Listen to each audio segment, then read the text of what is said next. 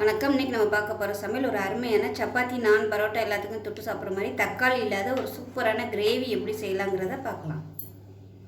ஒரு பேன் எடுத்துக்கலாம். இதில் தேவையான அளவுக்கு எண்ணெய் விட்டுக்கலாம்.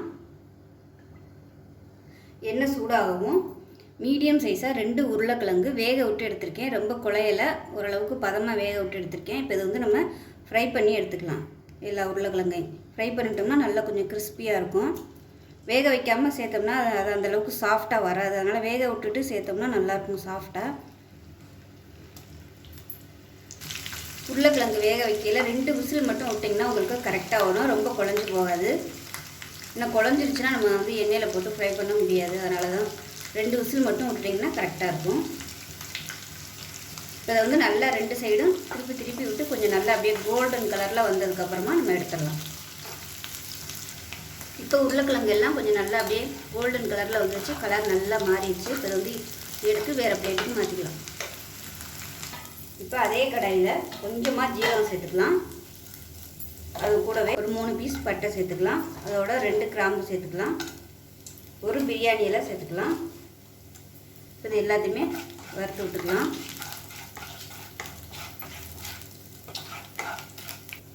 இப்போ இது எல்லாமே பொரிஞ்சதும் மீடியம் சைஸ் ஒரு பெரிய வெங்காயம் பொடியாக கட் பண்ணதை சேர்த்துக்கலாம்.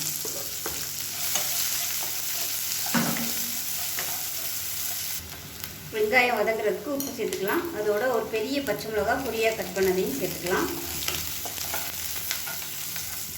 இப்போ இதில் 1 டேபிள் ஸ்பூன் இஞ்சி பூண்டு பேஸ்ட்டு சேர்த்துக்கலாம். இதையும் பச்சை வாசனை போக வதக்கி விட்டுக்கலாம். வெங்காயம் இஞ்சி பூண்டு பேஸ்ட் நல்லா வதங்கிடுச்சு. இதில் காரத்துக்கு தேவையான அளவுக்கு மிளகாத்தூள் சேர்த்துக்கலாம். நான் 2 டேபிள் ஸ்பூன் சேர்க்குறேன். அதே மாதிரி தனியாத்தூள் 1 டேபிள் ஸ்பூன் சேர்த்துக்கலாம். 1/4 டேபிள் ஸ்பூன் மஞ்சள்தூள் சேர்த்துக்கலாம். 1/2 டேபிள் ஸ்பூன் சீரகத்தூள் சேர்த்துக்கலாம். கொஞ்சமாக ஒரு 1/4 டீஸ்பூன் போல் கஸ்தூரி மெத்தி சேர்த்துக்கலாம். அதாவது காஞ்ச வெந்தயக்கீரை. இது எல்லாத்தையும் நல்லா வதக்கி விட்டுக்கலாம். இதோட ஒரு 1/4 டேபிள் ஸ்பூன் கரம் மசாலா சேர்த்துக்கலாம். கரம் மசாலா, கறி மசாலா எதுனாலும் சேர்த்துக்கோங்க. நல்லா வாசனையாக இருக்கும். இப்போ இது எல்லாமே நல்லா அப்படியே எண்ணெயில் வதக்கி விட்டாச்சு. இப்போ இதில் 100 கிராம் அளவுக்கு தயிர் நல்லா அடிச்சுட்டு சேர்த்துக்கோங்க. திரியாக இருந்துச்சுன்னா உங்களுக்கு அது மிக்ஸ் ஆகாது.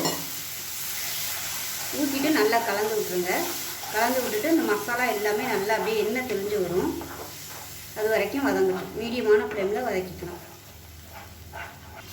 இப்போ பாருங்கள், எண்ணெயெல்லாம் அப்படியே வெளியே விட ஆரம்பிச்சிச்சு. நல்லா எல்லாமே ஒன்று சேர்ந்துருச்சு. இப்போ இந்த ஸ்டேஜில் சுடு தண்ணி சேர்த்துக்கலாம். திக்னஸ் பார்த்துக்கிட்டு தண்ணி சேர்த்துக்கோங்க. நிறைய ஊற்றிட வேணாம். எல்லாத்தையும் கலந்து விட்டுடலாம். கலந்து விட்டுட்டு நம்ம வறுத்து வச்சுருக்க உருளைக்கிழங்கையும் இதோடு சேர்த்துக்கலாம். இதில் உப்பு செக் பண்ணி பார்த்துட்டு உப்பு சேர்த்துக்கலாம். உப்பு கம்மியாக இருக்குது, அதனால் உப்பு சேர்த்துக்கலாம். இது லைட்டாக கொதிக்க ஆரம்பிக்கவும் அடுப்பு ஃபுல்லாக குறைச்சி வச்சுட்டு மூடி வச்சிடலாம். நல்லா அப்படியே கொதிக்கட்டும். இப்போ இதில் உருளைக்கிழங்கு பதிலாக நீங்கள் முட்டை சேர்க்கலாம், பன்னீர் சேர்க்கலாம், சிக்கன் கூட சேர்த்துக்கலாம். இல்லை எல்லா காய்கறிகளும் கலந்து சேர்த்து இதை மூடி வச்சிடலாம். நல்லா கொதிக்கட்டும். இப்போ எப்படி இருக்குன்னு பார்க்கலாம். இப்போ பாருங்கள், நல்லா எண்ணெயெல்லாம் தெளிஞ்சு கிரேவி சூப்பராக வந்துடுச்சு. நல்லா திக்னஸ் ஆகிடுச்சு. பாருங்கள், ஆறுச்சுன்னா இன்னுமே நல்லா திக்னஸ் ஆயிரும்.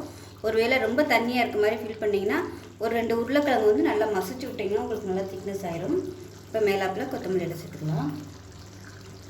அவ்வளோதான், தக்காளி இல்லாமல் ஒரு சூப்பரான கிரேவி ரெடி ஆகிடுச்சு. தயிர் ஃப்ரெஷ்ஷான தயிராக சேர்த்துக்கோங்க. ரொம்ப புளிப்பாக சேர்த்திங்கன்னா உங்களுக்கு கிரேவியோட டேஸ்ட் அப்படியே மாறி போயிடும். புளிப்பு இல்லாத தயிராக, ஃப்ரெஷ்ஷான தயிராக சேர்த்திங்கன்னா அருமையாக இருக்கும். இதில் முட்டை நறுக்கி போடலாம், இல்லை முட்டையை முழுசாக போடலாம், பன்னீர் போடலாம். உங்களுக்கு விருப்பமான காய்கறி எதுனாலும் சேர்த்துக்கலாம். இல்லை எல்லா காய்கறியும் சேர்த்துக்கலாம். சூப்பராக இருக்கும். சப்பாத்திக்கெலாம் தொட்டு சாப்பிட்றதுக்கு, சப்பாத்தி, பரோட்டா, நான் எல்லாத்துக்குமே அருமையாக இருக்கும். ஸோ அவ்வளோதான். இப்போ கேஸ் அமர்த்திக்கலாம். செஞ்சு பாருங்கள். செஞ்சு பார்த்துட்டு எப்படி வந்துச்சுங்கிறத சொல்லுங்கள். வீடியோ பிடிச்சிச்சின்னா லைக் பண்ணுங்கள், கமெண்ட் பண்ணுங்கள், சேனலை சப்ஸ்கிரைப் பண்ணுங்கள், பக்கத்தில் உள்ள பெல் பட்டனையும் ப்ரெஸ் பண்ணுங்கள். நன்றி.